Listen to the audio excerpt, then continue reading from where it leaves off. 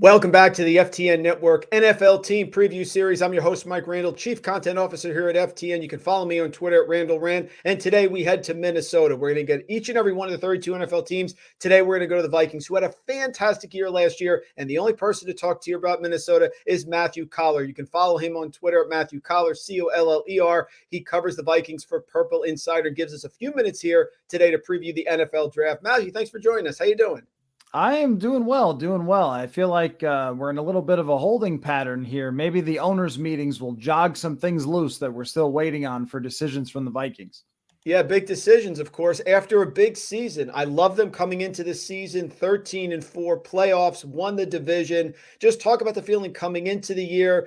When did you know it was going to be a special year, and how did things turn out for Minnesota overall? What are the fans thinking right now after that great season?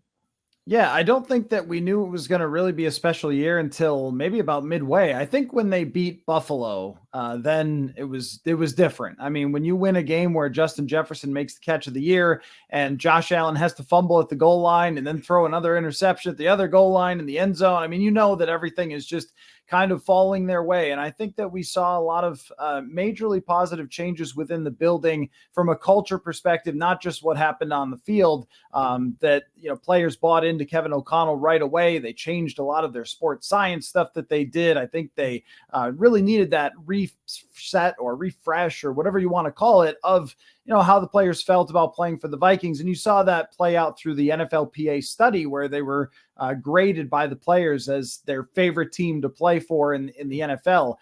So I think that all that stuff mattered. And also it was a little random. It was a little weird. I mean, you look at the point differential, or if you like Football Outsiders, DVOA, or whatever, things like that, they all kind of told you this team might not be a real contender. And ultimately in the playoffs, it left the fans with kind of a bad taste in their mouth about the season, as crazy and as fun as it was. They expected if you win 13 games that you go deep in the playoffs as well. And I don't think they were a strong enough team to really compete with the San Franciscos and the Philadelphias of the league. And that kind of bared out when they got to the postseason. Well, Kevin O'Connell, outstanding first year regardless. And now heading into this year, big change on defense. There were some question marks, of course, with the defense going into the playoffs, but they made a change here. New defensive coordinator. Talk about that coaching change here for the Vikings. Yeah, and I think that, Kevin O'Connell looks back maybe at last year, and he hasn't said this, but I would guess that he maybe thinks that he probably should have made a change in the middle of the season because the writing was on the wall with the defense for the way that they were playing pretty much all the way through the year when they were allowing huge numbers to Teddy Bridgewater and to Mike White and, backup quarterbacks were having field days. And I don't think that the scheme was a very good fit for the players. I mean, it was a new defensive coordinator with players who had been with Mike Zimmer for a really long time. And I think a lot of guys struggled with the changes who had been there. And I think some other players were just flat out misused. I wouldn't be surprised if Eric Kendricks plays well in Los Angeles.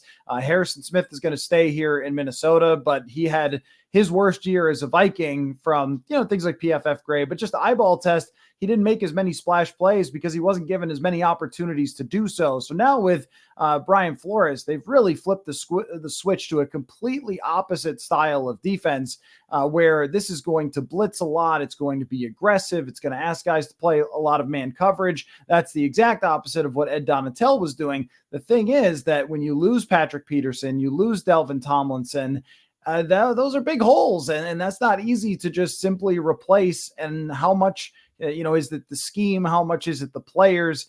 So they're going to have some guys step up because it's not like they have a lot of cap space to add to this roster where it is right now. Yeah, the cap space is low, which turns me to sort of the biggest question I think right now for the Vikings is what is going to happen with Dalvin Cook, who's been superb. There's been some injuries, but the Vikings maybe tipped their hand signing Alexander Mattison a little while ago. So what do you think is going to happen here? This could disrupt your vacation. Dalvin Cook, what do you think we're going to hear, and what do you think the response is going to be here about the star running back of the Vikings? Yeah, this is why you never turn off the Adam Schefter alerts, even if you are away. But, the thing with Dalvin Cook's situation is that it's more advantageous for them cap-wise to trade him than to cut him. So I'm sure that they are looking around for any potential opportunities to create more space by trading him away and trying to get an asset back, because when you look at how many draft picks they have, it's not many. It's only 5 more than you and I have.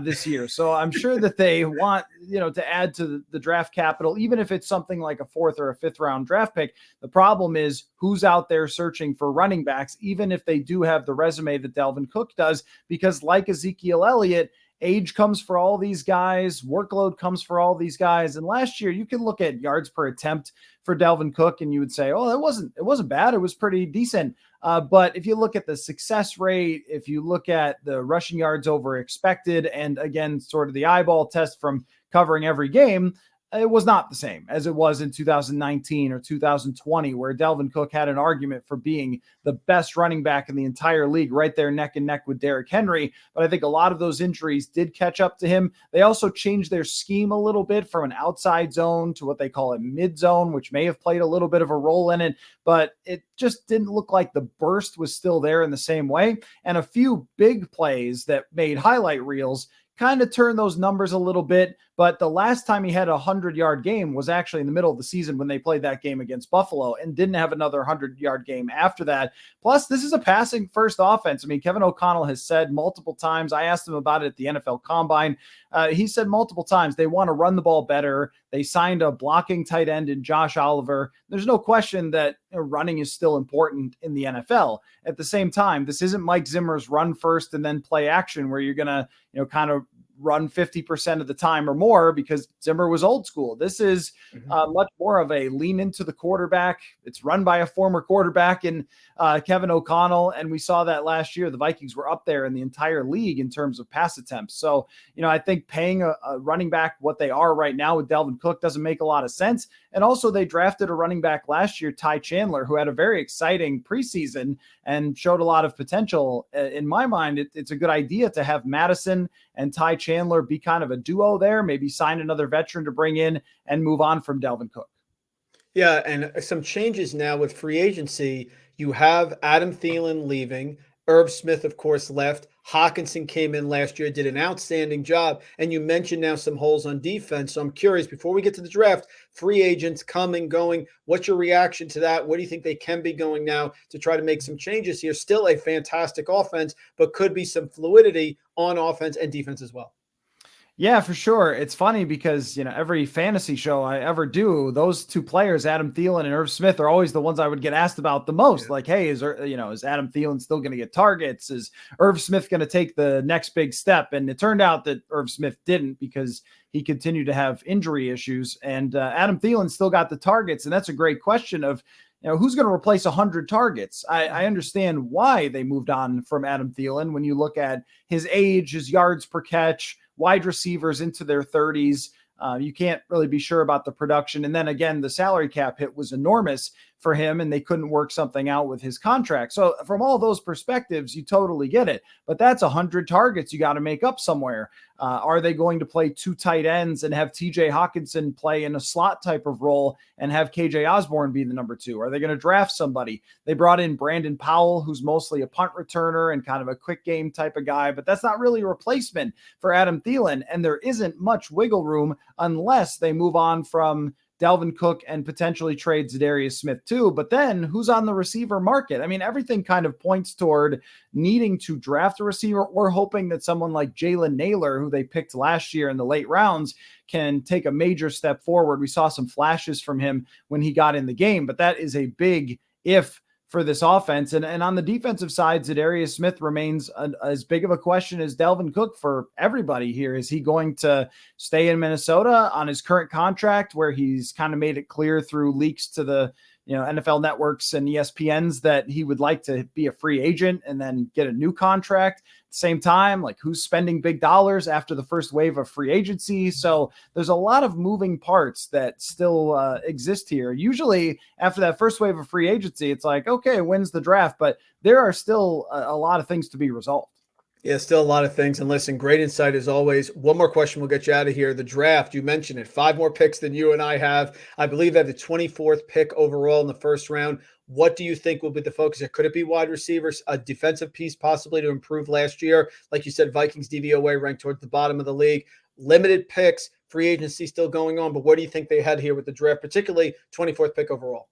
Yeah, 23rd. And 23rd. So but same position. It's very difficult to get impact players there, right? I mean, unless you get super lucky like they did with Justin Jefferson in that same sort of spot, but that doesn't happen all that often. So the kind of debate is, will Kwesi Adofo-Mensah trade down again, like he did last year, and try to accumulate more darts to throw at the dartboard, because they also have so many needs. Like, we could spend the next hour making a whole, debate over, should they pick a receiver? Should they pick an edge rusher? Should they pick, a linebacker, which they probably will need for the future after Eric Kendricks left? You could even make that argument. Should they try to trade up and get Will Levis or someone like that at the quarterback position? There are so many different ways they can go. And this kind of is emblematic of where they are a little bit as a franchise, because they lost so many pieces. They weren't really able to replace them outside of signing Marcus Davenport and Byron Murphy, two reasonable free agents, but not major needle movers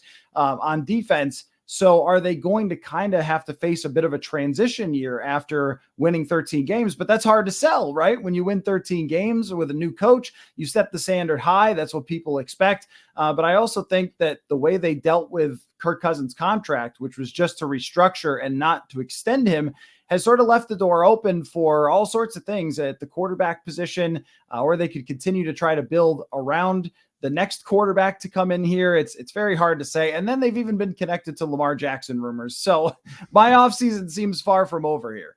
Yeah, a lot of stuff going on, a lot of moving parts. Of course, like you said, 23rd pick, because Miami does not have the picks. Only 31 picks there in the first round. Folks, Matthew, nicest guy in the world, Matthew Coller. Follow him on Twitter at Matthew Coller, covers the Vikings for Purple Insider. Gave us a few minutes here. I hope you get a restful vacation, sir, because I know things are going to amp up. Let's keep that Dalvin Cook news relaxed for a few days till you come back refreshed and replenished here. Thanks so much for joining us. Yeah, thanks so much for having me.